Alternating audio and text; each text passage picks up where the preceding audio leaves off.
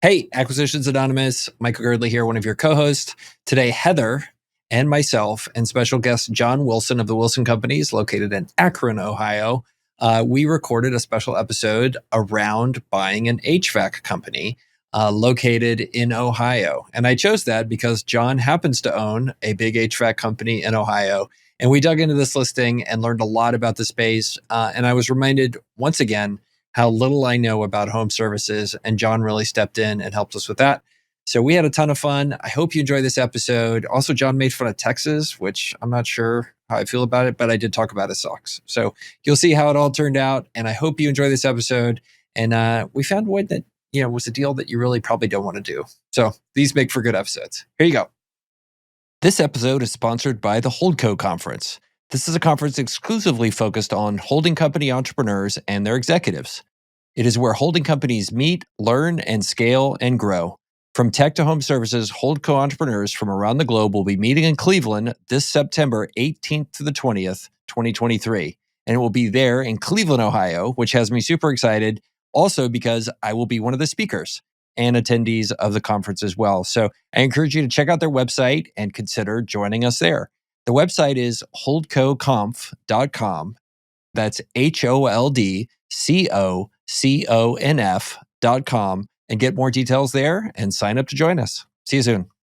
All right, we're back. Should we get past the sock thing, John, or do you want to just let it go? It's up to you. Are you going to let it go? Okay. Probably not. Now I have like this image of your ankles burned in my brain, and I think it's a personal problem. Yeah. But anyway, yeah, we'll stick to business. Okay. Heather is with us here also. We're back for recording 2 in a row, so we're having a good time. So I got the privilege of hosting. So welcome, John. Love to give you a chance to. Oh, well, first of all, you're promoting HoldCo Conf, so I'd love to get that out of the way. So what are you here? What are you here for? Yeah, so in 3-4 weeks from recording, so September 18th through the 20th in Cleveland, we're hosting HoldCo Conf. So that's where holding companies get together. We learn how to grow, scale. We get best practices from each other. So we have over 120 other entrepreneurs, CEOs, COOs, presidents from other holding companies in all types of industries getting together. And we just get to meet each other and learn. So we're really excited. Michael's going to be there. Save is going to be there. Thomas Ince is going to be speaking. Mark Brooks is up on stage. So we have a great list of speakers for main stage, and we have a bunch of really cool events throughout the days. So programming's good, and we're slowly dropping it. So check out HoldCoConf.com or follow me on Twitter at Wilson Companies, and we're dropping more information every day on HoldCo Conf. So we're pumped. Amazing. And so, what is like the ideal like set of people who should come to the conference, and then like what should they expect to leave with? So the ideal person has one company or more. So for the average attendee has 5. So for perspective, but the ideal attendee has one or more companies they're looking to scale through the HoldCo model. Now that looks a lot of different ways. Obviously, it could look like your model where you launch more like venture studio style, or it could look like others where they're fully acquiring. We have a lot of people doing independent sponsor work. So that's really the sort of the minimum attendance is one company.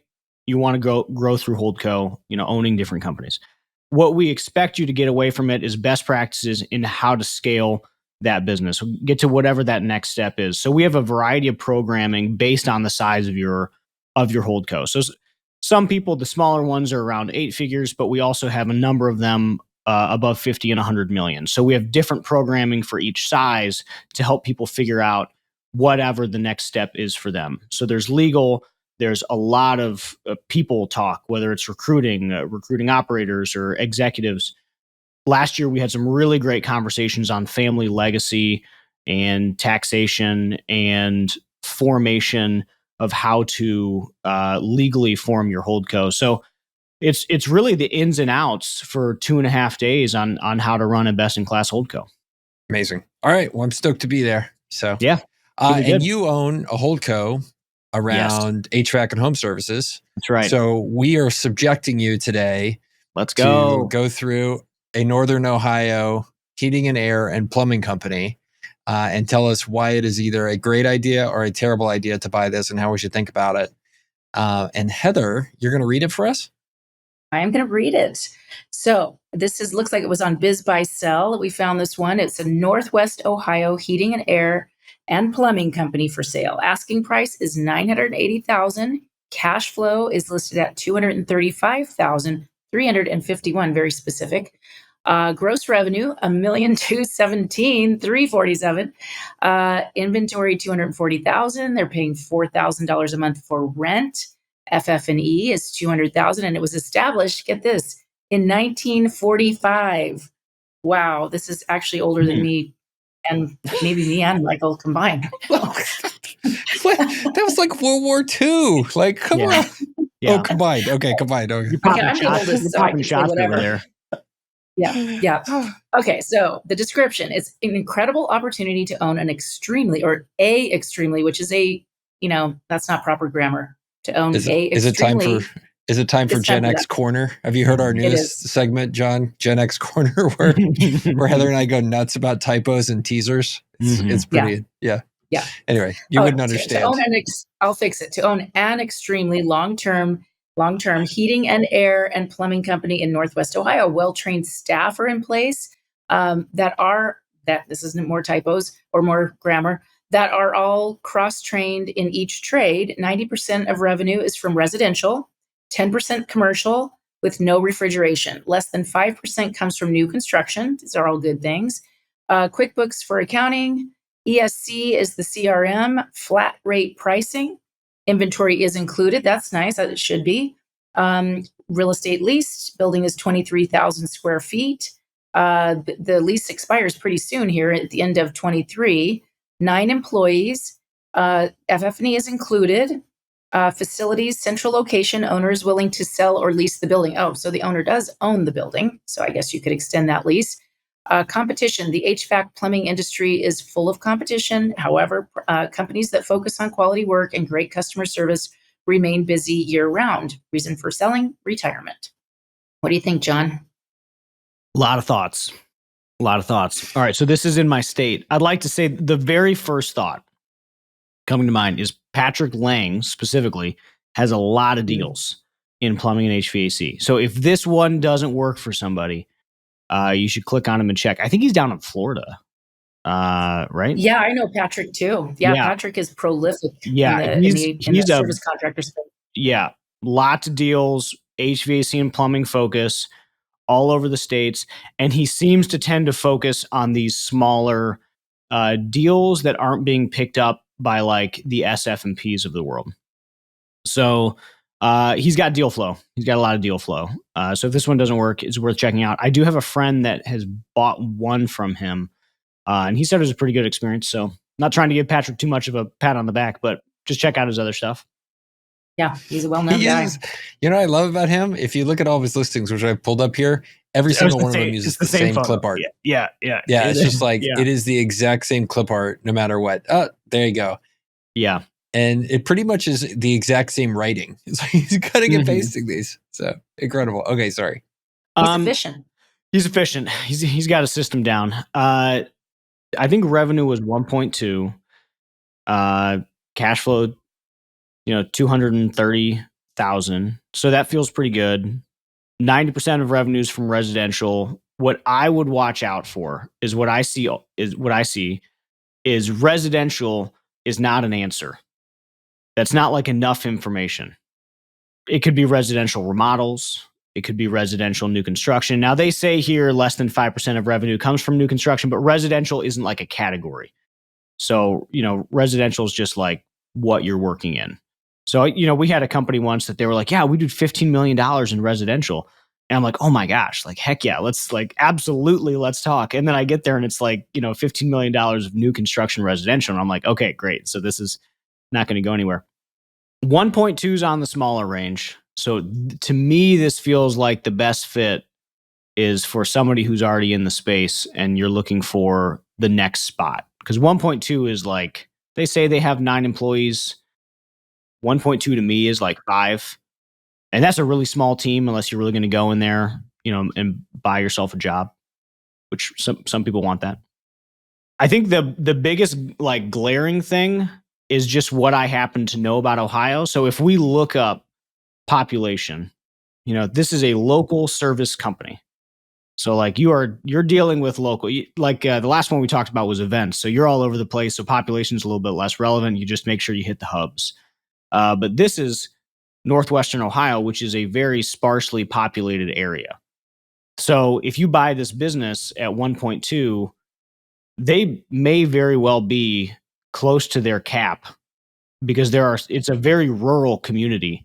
The biggest spot out there is Toledo, but Toledo's known for not being very economically prosperous. So you're buying a company and it's either rural, a lot of farms, or it's in Toledo, which is not economically doing amazing things, right? So it's not a spot in the state that I would personally want to buy a company, just because I don't feel like it's not growing population. It feels like you're running into headwinds. So it was something you tweeted the other day that was really interesting. Is you talked about at a certain size, many of these tiny HVAC companies or home services companies, they're really not businesses. They're just a job with like a customer list or like a phone number. And like, so A, did I understand that correctly? And B, like, how do you think about like, how does a company turn from like just a one-man shop or a one-woman shop to actually like a real business that could be bought based around kind of financials and opportunity and all that kind of stuff? I'm going to answer this. And as I do, I want to give an example. So I bought a business this size 62 days ago. And I bought it for less than half of this asking price. And I don't think that's because I'm an amazing negotiator. I think that's just what the business was worth. But it was doing 1.2, cash flow was about 240, and we bought it for mid fours. So that's because of exactly this. I don't see 1.2 as this enduring business. I think I'm seeing this as like a project that's going to take me a lot of personal time and energy to pour into it to drive it further. When I start getting really attracted to something, which we don't have this information, but what's their online presence look like? What does their growth trajectory look like? Given the fact that they've been around since 1945 and they're doing 1.2 million, I assume there's not much of a growth trajectory. So, it's not like you're catching something on a wave. You're buying something that's probably been really steady. And they also have 9 people doing 1.2. So I really think there's not much of a growth trajectory. Sounds like a lot of like family members or something. But how good's your online presence? What does your inbound lead flow look like? And those are really the two big ones that make this anything other than an acqui-hire for me. Because the company that we just acquired, the things that we got out of that was we got a phone number, we got a decent Google My Business that we could run some LSAs through. But really for us, 1.2 million isn't a lot of money.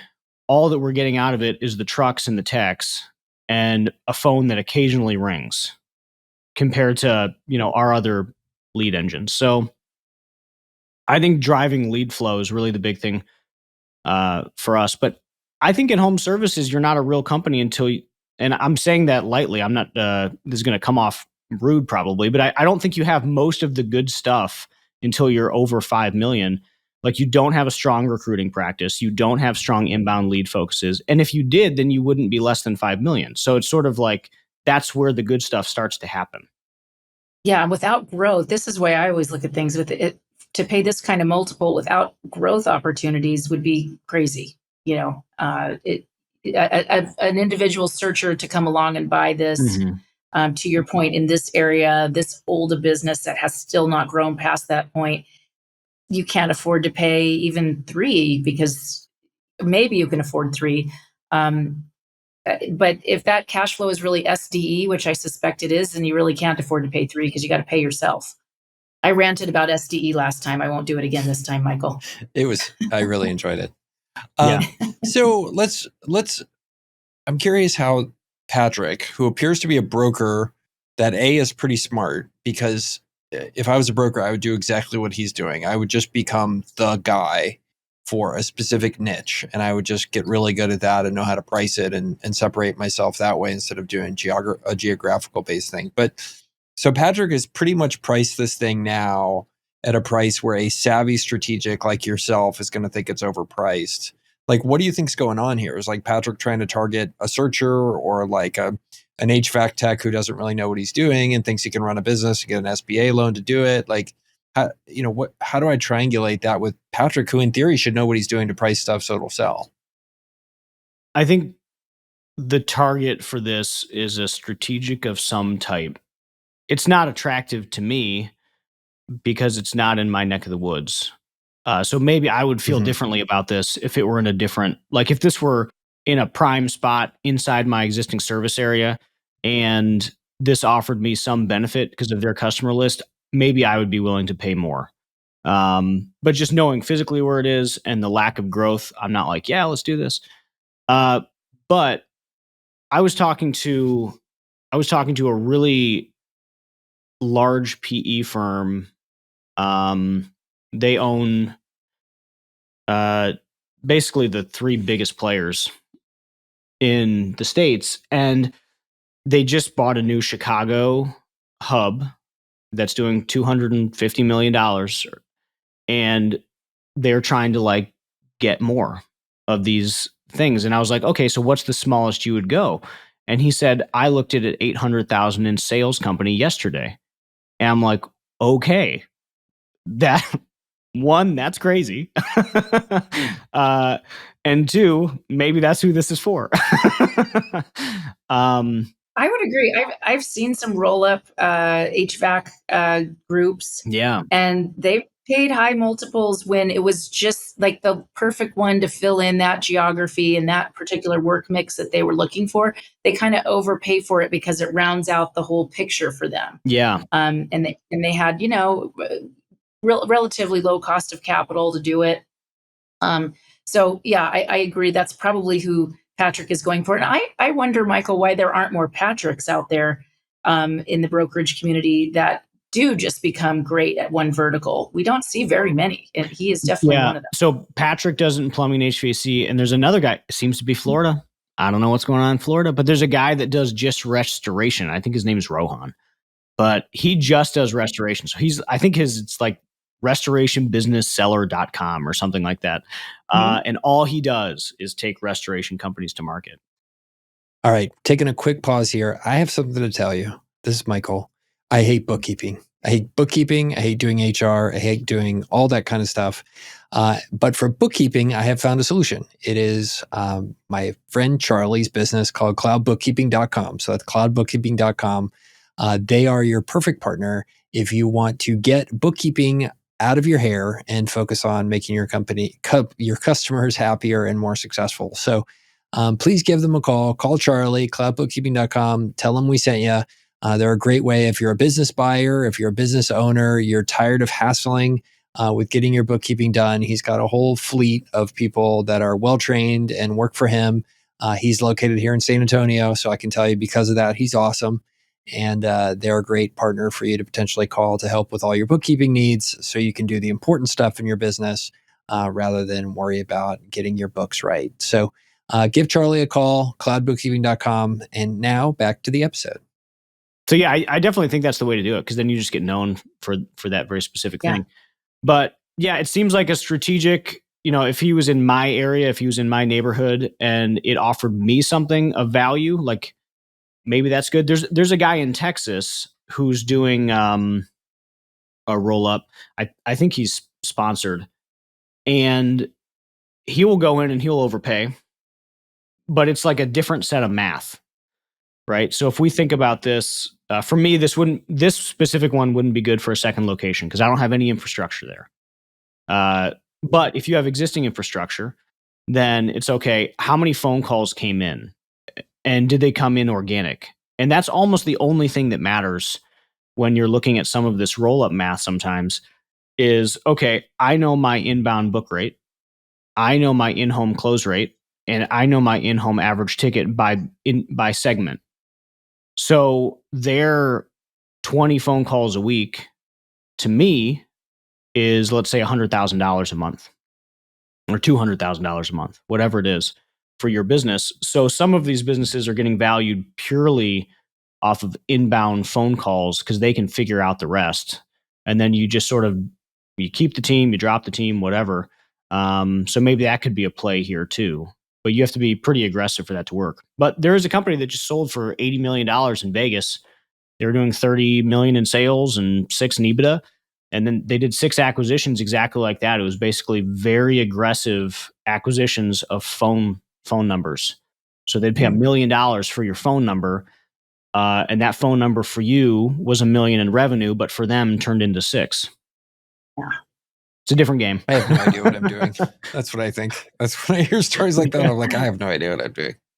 Well, like you said, their marketing channels are so critical in these businesses. I worked with a company last year that was acquired that did SEO for a very targeted vertical towards service contractors, and I thought the story was so interesting. The seller of that business had the SEO business first, then went and bought an HVAC company or two, and put the two together and figured out the secret sauce of doing a great job of SEO for service contractors. And then, the SEO company really flourished by focusing on the vertical. It was really, really great story. Yeah. Yeah. We're hoping to do the same thing. That's like an active project that I'm working on right now. Oh, okay. I should introduce you to these people. Building like a digital arm? Yeah. So we, it's called Service Scalers, and we're trying to do exactly the same thing. So the biggest issue that we have to sort of get through the next part of organic is running a best-in-class marketing team, getting our customer acquisition costs down. Like customer acquisition between a year ago and today has tripled, which is insane. Like that is crazy. So we're trying to... most lead flow inside home services, like put a quarter in, get a lead out. So Google LSAs, PPC, or direct mail. But Google LSA was $15 to $25 a lead. It's now $45 to $70 a lead, and then it just gets dropped into the funnel of, okay, what's your inbound book rate? What's your in-home closing rate? So sometimes acquiring phone numbers like this that get consistent organic phone calls is a lot cheaper than outbound marketing. I was going to ask, why has Google and all that stuff tripled? Is just getting bid up by PE money? I think bid up. Yeah, I think just bid up. So a year ago, the LSA product is only 2 or 3 years old. And a year ago, it's like Facebook ads, right? Like the first couple years, nobody really knew they existed. So you could run them really cheap. And that was LSAs. And now everybody knows they exist. So now they're very expensive. So companies are 100%. starting. So lead flow now is not as cheap as it has been. So now companies are starting to drive much more. They're putting a lot more weight into SEO and how they're presenting organically. So we're trying to do the same thing, and we're investing heavily into it. That's great. Yeah, I wonder how many buyers of these businesses understand the customer acquisition cost side of what they're getting themselves into. I don't think, I know many bankers don't really understand that, especially the service contractors. So it's a really important part to understand before you value a company like this. Mm-hmm. Well, and having a really clear strategy around how you're going to convert them to roll into your new one. How are you going to maintain outreach? So I have a friend who has a like way better than me outbound sales program through his call center, and like aspirationally, I hope we can get there one day. So what they do is they buy customer lists, which are very cheap in our industry because that's just a list of phone numbers basically. But their outbound sales process is so effective that they can buy this customer list and convert a solid portion of them into new clients. So, their customer acquisition might be like $1 a customer. Whereas for me, it's $80 for that same customer if I went through Google search or some other format. So this is just a non-starter for you because it's Toledo. And by the way, thank you I'm so excited you're here. I didn't expect that I would open up Google Maps and really dig into the geography of Ohio and understand. You're welcome. How Cincinnati's basically in Kentucky. I had no idea. And, my wife grew up in Youngstown, and I didn't know Akron was that close to Cleveland. I always just thought it was like random over by Detroit somewhere, but it turns out it's not. It's right over there in Eastern Ohio. Yeah. So we're Northeast Ohio. So yeah, like Akron and Cleveland are 30 minutes apart. And really it was sort of funny because one of the big, I'm looking at this business and I'm seeing our business 7 years ago. but they don't have a market to grow into. So we were based in Akron. We were doing $1 million to 1.5, but we just north of us had 3.5 million people. So we could just grow into that market and we would be fine, right? They have Toledo, depending on where they are in Western Ohio, and there's some population, but I think Toledo's like 200,000 people or 300,000 people. It's it's not a lot. 268,000. Yeah, so that's not a lot of something. I mean, maybe you could move, but there's licensing if you move further west. You've got Fort Wayne, so there could be something attractive there. But then you have to deal with licensing requirements. So I feel like growth here would be really tough. Man, I can't. Yeah, Toledo. Can't remember when I thought about Toledo.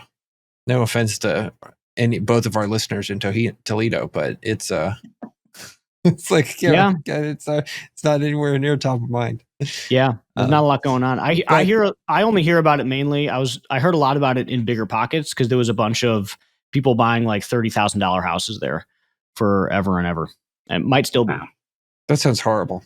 Yeah, exactly. Yeah. Again, like that's not like a great, if that's what the city is known for, that's not like the spot that I want to build a residential home service company where like most of my customers are landlords. Like that sounds rough. I just paid half of what their house cost for a new HVAC system myself. Yeah. So yeah. Yours was 15. Mine was 10. It was 15. It was 15. So, okay, so funny Girdley HVAC story. It's like 105 every day here because it's Texas and it's horrible here in August. And so we have an enormous house built in the 70s, and there's three air conditioning units because it's an enormous house built in the 70s. And so the one that did our bedroom in that side of the house, it's been out for like 2 weeks.